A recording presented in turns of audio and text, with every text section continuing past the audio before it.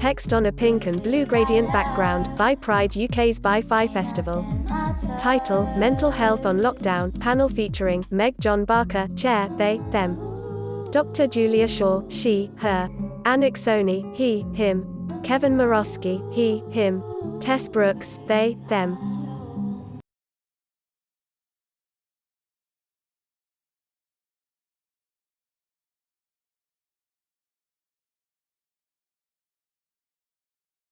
Hi there, everyone. I'm Meg-John Barker, and welcome to the Bi-Fi Festival panel on mental health in lockdown. I'm joined by some excellent people today who are going to talk about mental health and all things LGBTQ+, and particularly around what's going on in lockdown. So I'm going to start by inviting everyone to introduce themselves. Would you like to go first, Kevin? Yeah, my name's Kevin Morosky. Right on the spot. I feel like really embarrassed all of a sudden. Very welcome here. Kevin Morosky, exec producer on Community Podcast, also co-founder of that podcast, and also co-founder of POC, which is, POC stands for People of Culture Collective. So it's a collective of Black and Brown people and other ethnic minorities across creative industries, just with the view to kind of make things easier and better for all of us. And within that, we have different pockets of kind of groups, from a POC women's group to a POC LGBTQ plus group and stuff like that. So yeah, and then day-to-day advertising, creative director and filmmaker. I think that's it. I'm going to stop now. Awesome. Thanks so much. Let's go to Julia next. Hi, I'm a criminal psychologist and a bisexual researcher. So I am bi, and I also founded the Bisexual Research Group recently, which is a collective of researchers from different disciplines to look at how we can better understand the bisexual and plurisexual experience. And so I'm interested in all things about bisexuality, but especially sort of scientific backgrounds that might help us explain the experience that probably many of us have. You've also written about evil, I noticed. I have, yes. I was a criminal psychologist. I actually came out in evil. So my second book, I wrote about why people do bad things, and there's a whole chapter on sexuality and how that's often inappropriately, of course, associated with evil and taboo. And in it, I come out because I found that I was being hypocritical, telling people that the world needs more people, ideally, who are talking about these things, and I wasn't even out. So that's how I came out. Thank you. Then let's go to Anik. I see you just unmuted. Let's have you next. Hello. Hi. Well, first I want to go and read Evil now. So right. Before I go and do that once I've finished this. My name's Anik. I am an activist, primarily focusing on intersex issues. I'm intersex. I also am part of the core team for UK Black Pride, and I do a lot of work around children's rights and mental health. Fantastic. Thanks so much. And finally, Tess. Hi, I am Tess. First of all, I am the Vice Chair of Bi Pride UK, so thank you all very much for agreeing to be here. It's really nice to have you all and for everybody to give up their time.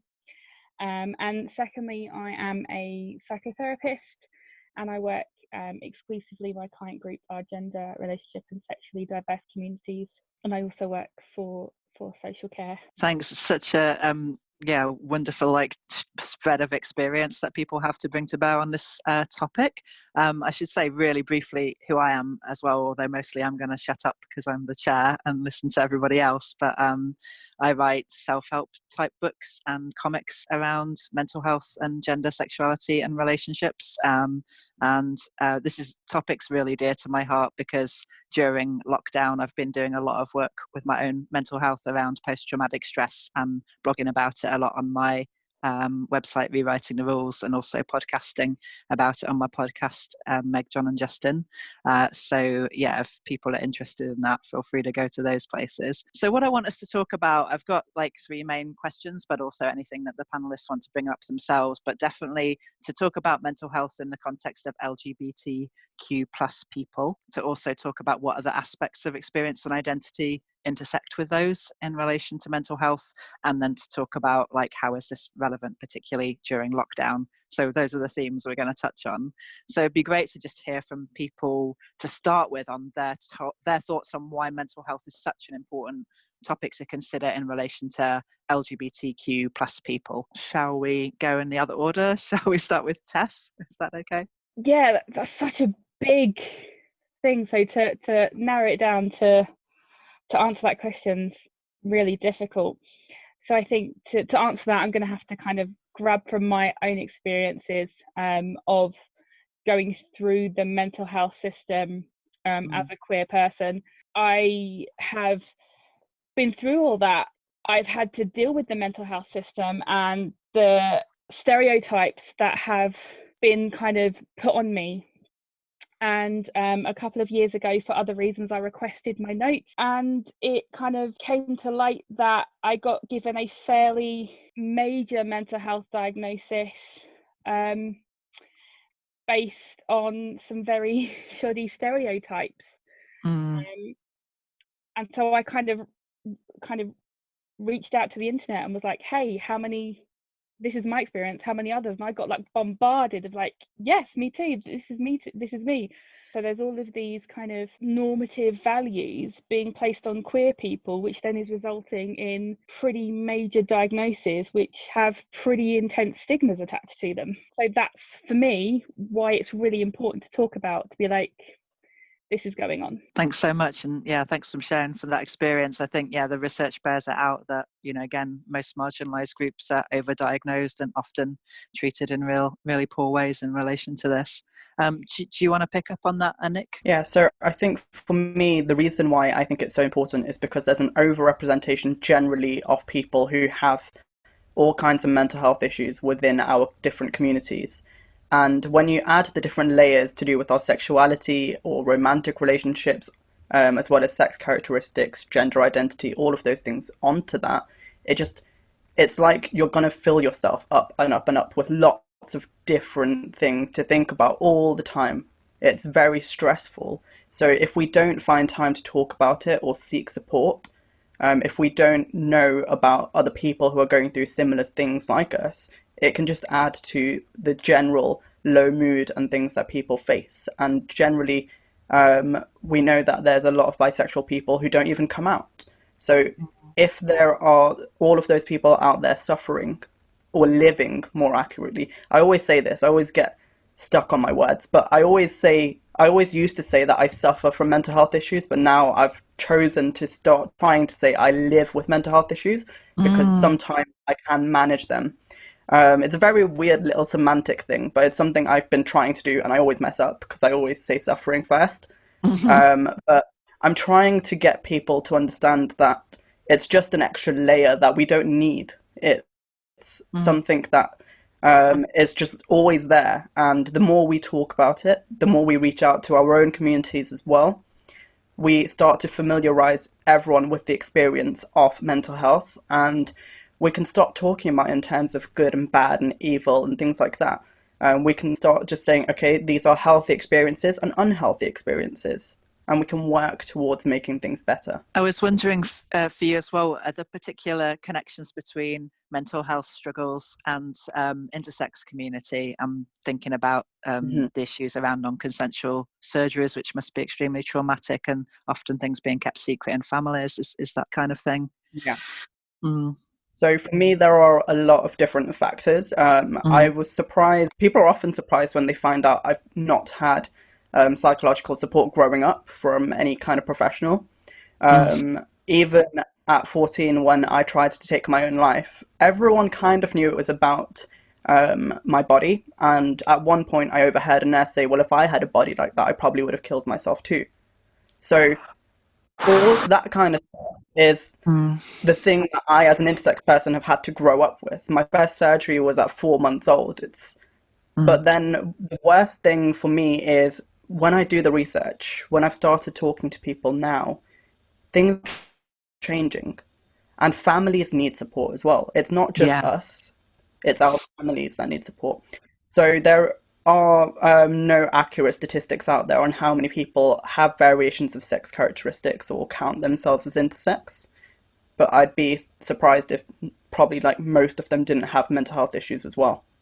I think so, given that degree of trauma. And thanks for highlighting the family issue as well, because I think so often mental health problems get located in the individual, but particularly in terms of queer people, those families are often not accepting in ways that are traumatic. So like locating it in the family is really appropriate. I was going to say, as we talk about stigma and shame, yeah, it is one of those layers I was talking about earlier before. So not only do you have to hide your sexuality or your body or who you feel you are inside, you also have to hide the mental health conditions, because depending on your background, that also might be a problem. So mental health issues run in my family, not that anyone would talk about it. So especially within the South Asian community, and many people I know have the same experience. Yeah, and I think those layers of shame absolutely really contribute. Thank you. Julia, what are your opening thoughts on this? Thank you for sharing all that. I think that there's a lot of people right now in lockdown who probably are going through some really difficult things with their families in various ways, because they aren't able to come out, or they have come out and maybe their family, who they're now forced to live with in very close quarters, aren't understanding, aren't supportive, or even worse, are toxic or aggressive or worse to them. So I think that, research just came out showing that particularly bisexuals seem to be increasing the frequency at which they access helplines. And that might be because bisexuals, certainly in the UK, so this is research from the UK, are among the least likely to be out to family and friends. And so that, combined with a lack of community, can, I think, put you at particular risk for, even more anxiety than people might be feeling already, that might exacerbate their mental health concerns. And so for me, I know that over this period, it's been, I kind of feel like in some ways I've been in sexuality lockdown for my whole life, because I've only recently discovered that there's a bisexual community. It was a whole revelation for me, and it's so important to your own identity, or it was to mine anyway, to feel like there's other people to talk to, and who've all got such very different lived experiences, and to compare and contrast them, and to sort of really open up your mind to that. So I think the good piece is that I think it has in some ways brought together researchers, that was lockdown and COVID. It's brought together people to reach out to each other, to check in on each other, maybe in ways that they wouldn't have before. But of course, on the other hand, especially if you're in a space that isn't safe for that, you might not be able to or know how to access these kinds of things. Absolutely. Yeah, thanks so much. And that kind of support is such a buffer against mental health struggles, as you say. Thanks a lot. Kevin, what are your opening thoughts about mental health and LGBTQ plus people? I think probably sits closer to Anick's. Did I say your name correctly, or did I? Okay, great. Can you imagine Anick's perspective? And I think my experience is dealing in intersectionality. It's like, what battle am I choosing today? What conversation am I having today? Is it to do with being Black? Is it to do with being gay, religion, all of these things that fold into culture? For me personally, I think in terms of being gay and coming out, I don't have that kind of big coming out story with a big, there was a war and then I found myself. Oddly enough, where I'm from, let's say, I learned how to take care of myself very early. So those kind of conversations of bullying, like, it just wasn't a thing, because I could handle myself. So with that being said, it was like, oh, I fancy boys. That was the end of that journey. And I more so put more time into navigating this world as a Black man. Then this weird thing happens where you get to a certain age and you realize all of these microaggressions. You start to pick up language, right? Language that you've never had before for all of these things that are going on. But to name things and put them on shelves and be like, oh, that happens because of this and that. You start to unlearn, and then you start to, well, in my case anyway, start to revert back and look at the things that you kind of put to the side because you were concentrating on this one thing, if that makes sense. Do you want to just say what microaggressions are, if any viewers might not be familiar with that? Yeah. What is the best way to describe them? Microaggressions are kind of just interactions genuinely with people outside of your culture or skin folk, that they probably deem actions they probably deem harmless, but actually act as like little cuts. It's always been said, like, the most painful way to die is those 1,000 cuts. Yeah. And those are microaggressions that can come down to, oh my gosh, you talk quite well for a Black person. Oh, first cut. Oh my God, your hair, hand in hair, like second cut. And by the end of the day, you probably have like 1,000 cuts. You then react to that last 1,000th cut even though that's the first time you've interacted with that person. And then the next cut comes in like, why are you so aggressive? Why are your people this, da la la la la?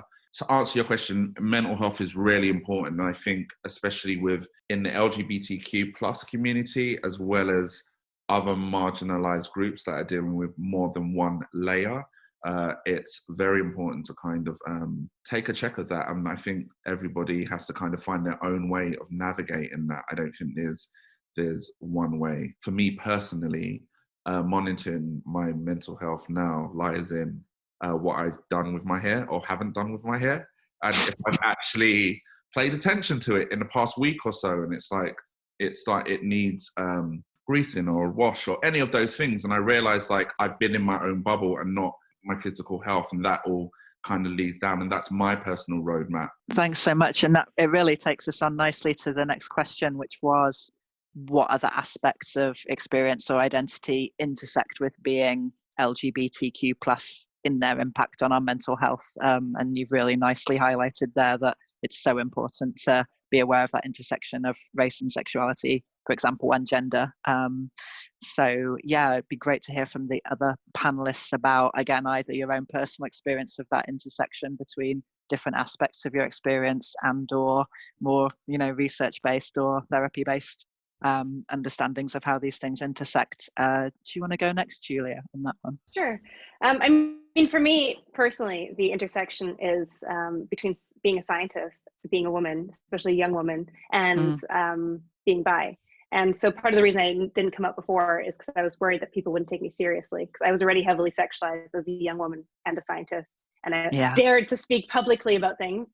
And so that was already a terrifying experience in and of itself. Then to throw in bisexuality into the mix, which as we all know is highly sexualized, it wasn't something I was willing to do. I wasn't brave enough basically at the time. And so I started with the science piece, and then I introduced bisexuality. Now I'm going all in. It's like big bi flags everywhere. Because I know that for me, seeing that visible representation in the sciences, which doesn't happen very often for bisexual people, every time I still see someone, I get really excited. Like, there's people like me in this particular space, even if it's not my discipline. I'm just excited, and I feel like a younger me would have appreciated that so much. I mean, and you highlighted a really important one, I think, particularly in this time of Me Too, that the stats seem to bear it out, that the likelihood of bi women particularly experiencing sexual assault and sexual harassment is particularly high, and that will have a knock-on effect on. For sure. And just the invisibility. I think invisibility does get to you, because you feel like, Pride is happening, people are starting to wear rainbow lanyards, and you're not wearing one. And then you're going, why am I not feeling comfortable to do that? And I think as soon as someone in your surrounding, or it helps certainly when people are in your surroundings start coming out more as well in that way, even if they're not expressing exactly what that lanyard represents to them. Again, I'm guessing most people watching will know what bi invisibility is, but sorry, I've just got a very loud car going past it. Do you want to just say quickly what bi invisibility is for anyone who's not familiar? So bi invisibility is exactly what it sounds like, which is that bisexual people are often invisible. Bi erasure is related, which is that sometimes also bisexuals are erased from the conversation. And so, I mean, writing my book right now on bisexuality and science, the number of times that the acronym, or that LGBT, the B is in there, right, gets used, and then they just gloss over the B, or they'll say, well, there's been nothing on bisexual, so let's just include them in the homosexual category. It's really interesting and really depressing, because obviously the experiences are unique of every letter in the alphabet of sexuality, but that's what it means. Right. So just based on what Julia said, it's often a situation where if you're bisexual, if you're dating a woman and you are a woman, then automatically people will view you as a lesbian. Whereas if you are a man dating a man, gay.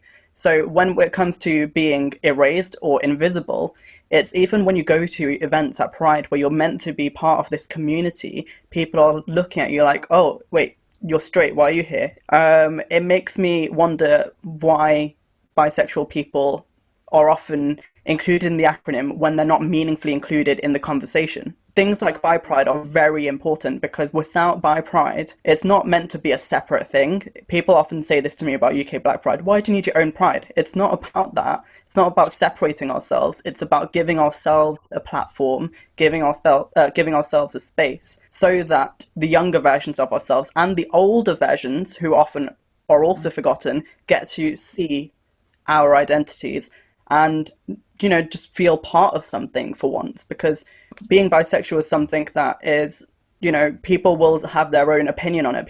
Some people will use it as a stepping stone and pretend that it's just there for people to not actually be, but just, you know, flip into in and out. And then other people will have different experiences of it. And it's just so frustrating when you are bisexual and you have to deal with this constant thing. For example, on TV, on movies, in books, whenever there's a bisexual character, they're never actually allowed to be bisexual, are they? It's always they're cheating on their partner and suddenly they are now the opposite of what they were, which is apparently straight at first, and now they're no longer straight. And I used to see it growing up all the time on like EastEnders and things like that. Probably shouldn't have been watching EastEnders as a kid, but you know, that kind of thing. And for myself, as someone with hidden disabilities as well, and that's another factor to put onto it. And so I remember as an adult, or I think I was probably about 21, so I'm 25 now. So when I was 21 and first seeking out psychological support, someone actually said to me, this was a mental health professional, I seem to get all the worst ones, but one of them said to me, well, it makes sense that you're bisexual, really, because you're intersex. And I was like, what? Where does that come from? My latest therapist who I have was brilliant, the complete opposite. And he was actually a gay man who was also from a South Asian background. So it was really helpful to find someone to talk to in that sense, who maybe didn't have the same experience as me, but had similar experiences. When it comes to all of the different factors, it's not only who you are on the outside, it's things you grew up with. So what culture you're part of, if you have money, if you don't have money, the kind of education you've had as well. I often find that activism, queer activism in particular, is very academic. If I don't write something that sounds like it should be published, it often gets ignored, or otherwise people will just gloss over it and say, okay, it's just someone else's opinion, when actually it's not an opinion, it's just not worded in a language that people don't understand. So it's this battle where you're trying to be vocal about something. There are so many bi activists I know who are trying so hard to just get their voice out there, but then they're not being heard or listened to. I think that's really spot on, and I really appreciate that point as well about multiple invisibilities. So if you've got the invisibility of bisexuality and intersex and hidden disabilities as well, like that's sort of, you can imagine a kind of cumulative effect of multiple invisibilities, which I hadn't really thought about before. I was just also jump in on the do jump in. I'm gonna park my point for the end. Go for it, Tess. As someone who does come under the disabled kind of banner, you get the PIP benefits, you know, I get, you know, I'm official, you know, I've got the paperwork to prove it, and go out and wave my blue badge and be like, look, yeah, I am really disabled. And that is really difficult, because there are some people that don't have that. They don't have that that card that gives them that apparent authenticity within the hidden space. Even men, I will sometimes still use a walking stick, even on days that I don't need it, in order to not get the harassment or the potential harassment for accessing things or resources, in order for me not to need my walking stick. But if I use them and I don't have my walking stick, then I'm open to that harassment. So it's like, well, I'm using them in order to then not need my walking stick for that period of time.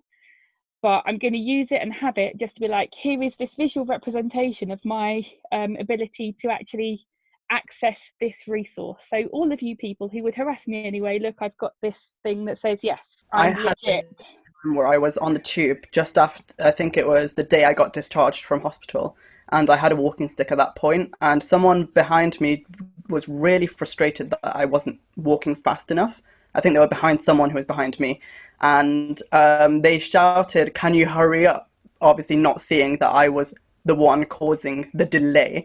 So I just stopped, turned around and shouted, "I'm sorry, my disability is inconvenient for you." And people just looked at me like, "Oops, like what happened?" But that often also, not in the same sense, but happens to bisexual people. If you aren't dating someone or haven't dated someone who is a different gender to you or is the same gender as you or something like that, there's also that kind of fight that happens. So I've got a friend who has never dated a woman and never dated a man, but he knows he's bisexual. I've got one friend who's pansexual. They've only dated people who are a similar gender to them, but that doesn't mean they're not pansexual. But it's this constant debate, which is kind of linking into this whole visible idea of disability as well. It's this whole being visible and performing for other people. Exactly. And I think when it comes to mental health, it's just so important to be mirrored accurately by the people around you. In terms of mental health, we know what a big deal that is and how traumatizing it can be if you're not. And all these things we're kind of touching on involve not being accurately mirrored. Tess, did you have anything else to add on that? Yeah, just kind of linking it in, it is that idea of performing in order to avoid difficulties which are then going to cause more distress, but by then performing you're necessarily then also causing yourself distress as well. So it's kind of this catch-22 situation. And then before you go out, you have this distress by the decision of which one are you going to take, and then linking it into kind of the bisexuality, pansexuality. You have that as well within going out into spaces. So are you going to perform to fit in with the straight world? Are you going to perform to fit in with the queer world, depending on which space you're going in? Which way are you going to perform? Which gender are you dating? How are you going to fit that? It's not a case of just going, oh, I'm going to leave the house. It's a case of, where am I going? Who am I going with? Who am I going to see? How am I going to be perceived? How safe is it for me to say things about who I'm with or who I'm dating? Do I just use the word partner? Do I use boyfriend? Do I use girlfriend? Like, it's all of these things that you have to quickly go, okay, which these like processes that I think a lot of us do kind of automatically now. So we have that hypervigilance. Hypervigilance, exactly, yeah. And it's a lot of extra emotional labour as well. Yeah, so I think it just leads to just so much tiredness. And if you're dealing with any sort of mental health distress anyway, it takes its toll. Okay, so mindful of time, just moving to the last question. And I wanted to ask people's thoughts on, what are the mental health implications of the kind of current cultural moment? Obviously, the global pandemic and lockdown, but also recently the Black Lives Matter protests around the US and also the UK, and the kind of statistics that are now coming out about the ways that COVID-19 is particularly impacting people of colour, poor people and older people.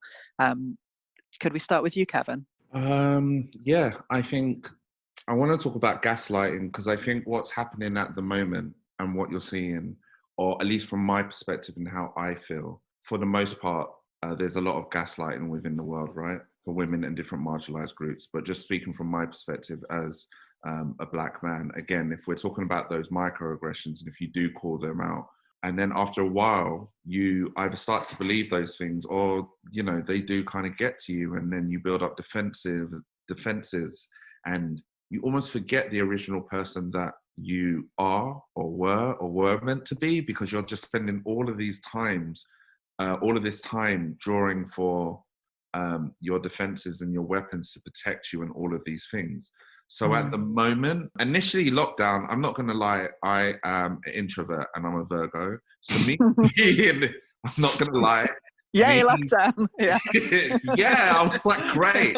Yeah. This is amazing. Getting back to the things that I like to do with my hands, and just arts and crafts and things like that, and the earth and plants and water, and and I've been content and happy, and I haven't had to go into an office and wait and count down to the lady clutches her bag in the lift, and the security guard who's been who's known my face for the past like 6 months at this particular building, once again wants to see all of these things, right? And in a bit of a bubble, I haven't had to go outside and interact with a world that is racist 24/7, violent and horrible and sickening. I've been able to just stay in and make art. Now, within that, there's things going on the news that you pick up on, and you're still, you almost, I personally built up a bit of energy to be able to tackle those things, because I've been able to be at home. Okay, I'm in a good place, and I'm going to write a letter to this, and I'm going to do stuff you do on adrenaline, I guess, anyway. But I've been able to do it now from a space of I'm actually engaged.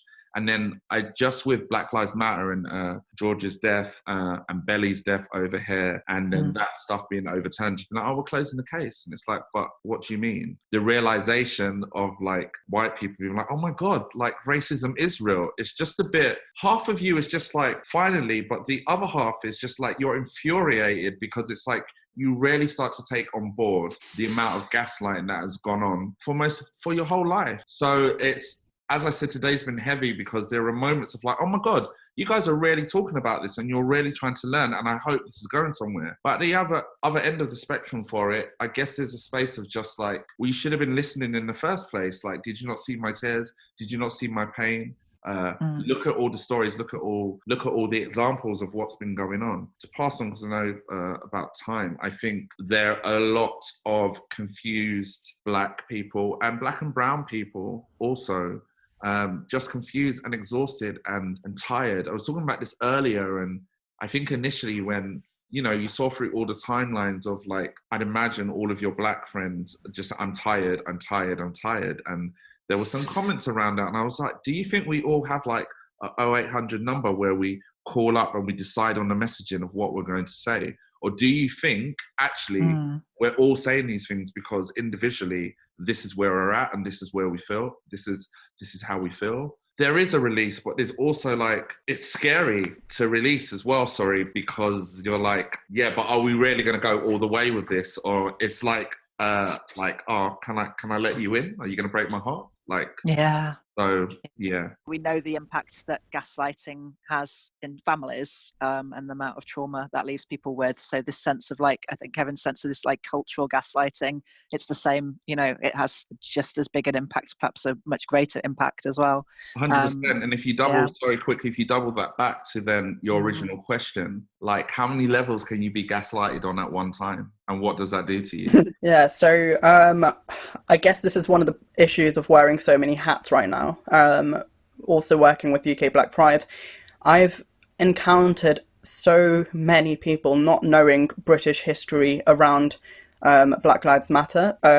People don't know, for example, yesterday I posted about how it wasn't until 2015 that we finally stopped paying off a debt to slave owners for the emancipation of slaves. So in 1833, when Britain abolished slavery, they couldn't afford to pay off the slave owners because slave owners had lost property. So then in 1835, they received a private loan. It was all £20 million back in those days, which is equivalent to around 20 billion today. It only stopped being paid in 2015, and who knows if that's even true. So these families are still influential and powerful, and people are just like, oh, but it's an American issue. It's got nothing to do with us. Police brutality happens here as well, and racism exists everywhere. So I saw some very great posts about lockdown and treating racism like you do COVID-19. Assume you've got it and work to be anti-racist. Because one thing that's been really frustrating, so over the past few days, I've not had much sleep because I've not been prioritizing my self-care. Instead, I have been creating content and trying to share lots of information about what's going on. Primarily because I'm learning right now. That's what I'm trying to do.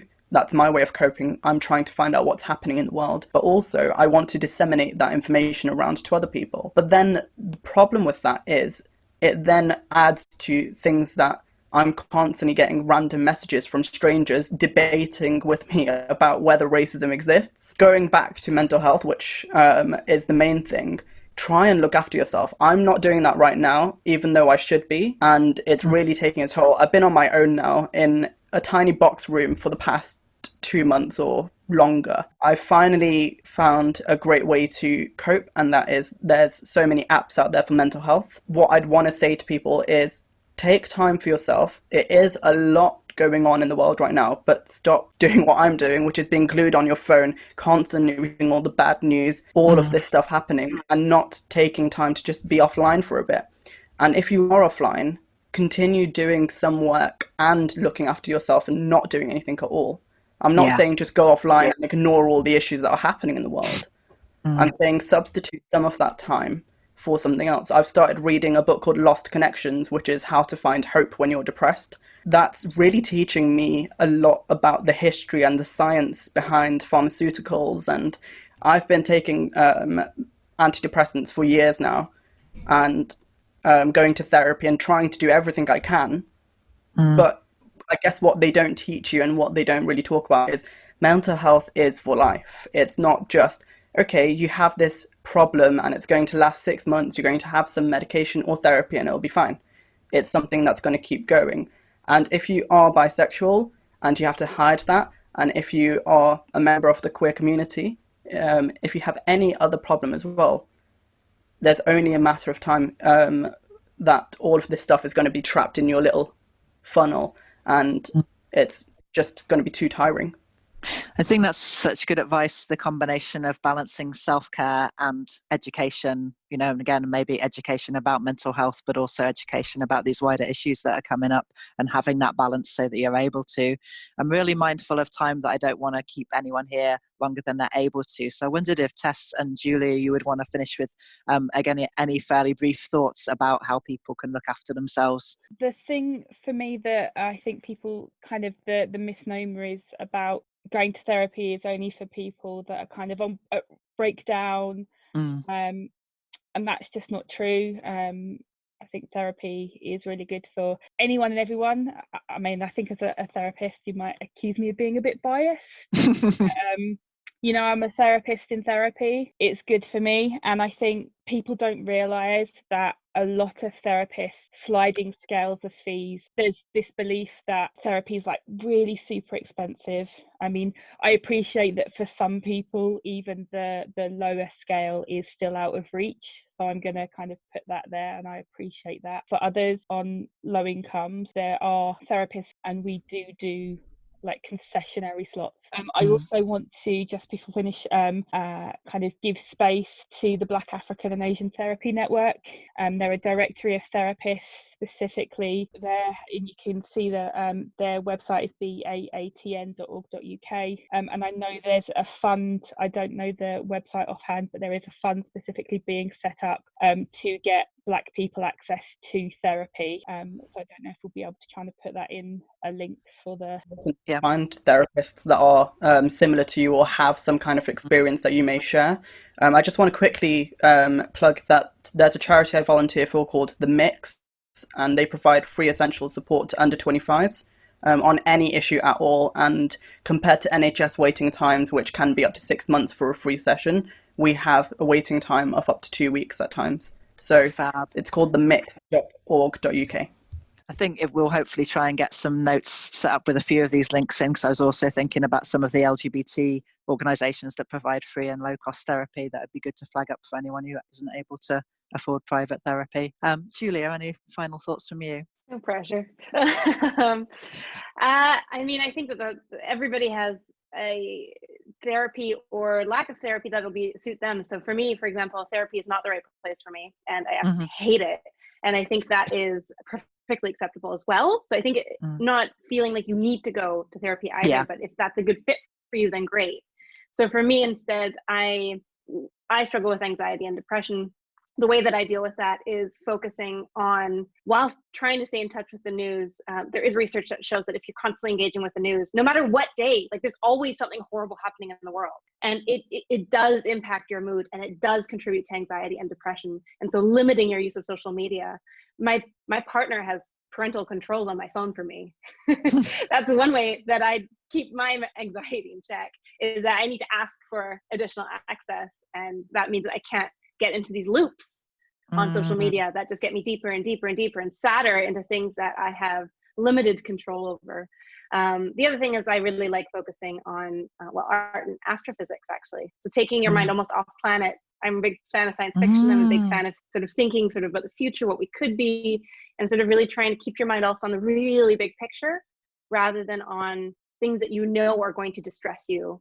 And so sort of being able to disengage in that way. Brilliant. I think that's so important. And collective forms of support as well are another where that's not necessarily therapy and it's not necessarily high cost, but what we can be doing to support each other's mental health in a kind of support groups and peer-to-peer settings. Yeah. Thanks so much, everyone. That was just absolute gold, every single word.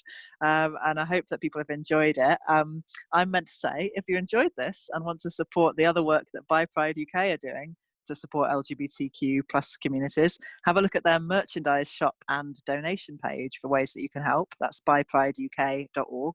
And again, we'll try and put some of the links that have been mentioned here so that if there's other groups that you'd like to support and donate to that we've been touched on, you can do so. Thanks everyone so much for a really great conversation. Really appreciate it.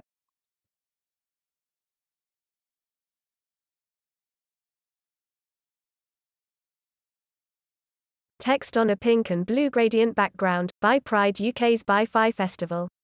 An animated Wi-Fi symbol beams above the logo.